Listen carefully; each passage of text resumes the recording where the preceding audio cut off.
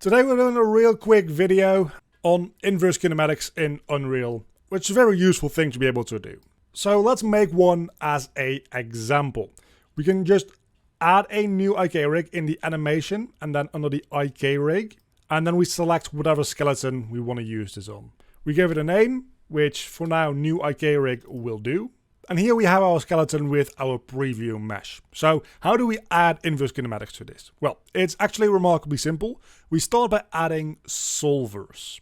So we add a limb solver, for instance. We're going to do this limb by limb. You can do full body IK as well.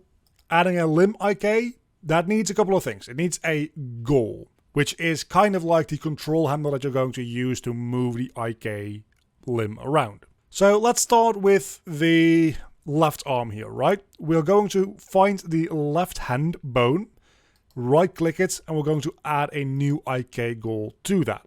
And with the solver selected, it automatically applies that goal to that solver. So now we need a root bone, which is the furthest that the IK is going to go up the body. So since we're doing an arm, we want to find the upper arm bone, which is this one right here, and right click it and set it as root bone on selected solver.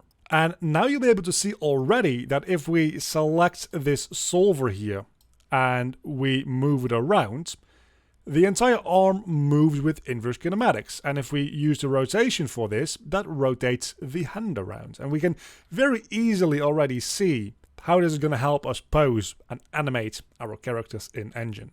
But you probably want to have a little bit more control over the elbow as well when you're doing a limb. For that, we're going to add a second new solver, and this time it will be a pole solver.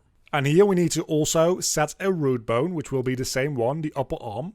But now we also need to set a end bone, which will be the hand of the same limb. So we set end bone on selected solver, and now all it needs is a goal. Again, the goal is pretty much just a handle for you to pose and animate with. And since we want this to be on the elbow, we're going to go for the lower arm. We're going to add this IK goal to that. And now you'll see that the IK goal here has been added to the elbow. It did mess up our limb IK though, so we're going to need to set the goal for this again. It does mess up sometimes a little bit like that. But now we have both a limb IK solver, so we can move around our arm.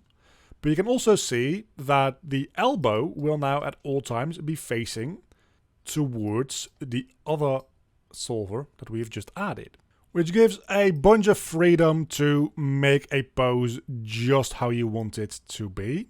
And if you repeat this for the other arm, and of course when you're doing the legs, you will add the solver to the knees, you have some pretty good controls to animate your character in Engine. Now let's also go over the full body IK real quickly, because that is also a useful thing to know. So we're going to add one, and I'm actually going to remove the other goals that I've made just now so that we can start fresh. We're going to start by adding in the root bone. You can, depending on your mesh, you want to use the actual root bone or the pelvis of your mesh. Sometimes that is the same bone. A lot of meshes usually have a root bone down here. Some of them don't. We're going to use the pelvis. So we're going to set that as the root bone for our selected solver. Then we're going to add our controllers to our hands and our feet, and one to our head as well. So let's get started with that. We're going to add a new IK goal to the head, to the left hand, to the right hand, to the right foot, and to the left foot. And now we have a control rig for the full body that works more or less the same as we had just a moment ago, which will make the full body react to the movement of any of these controllers.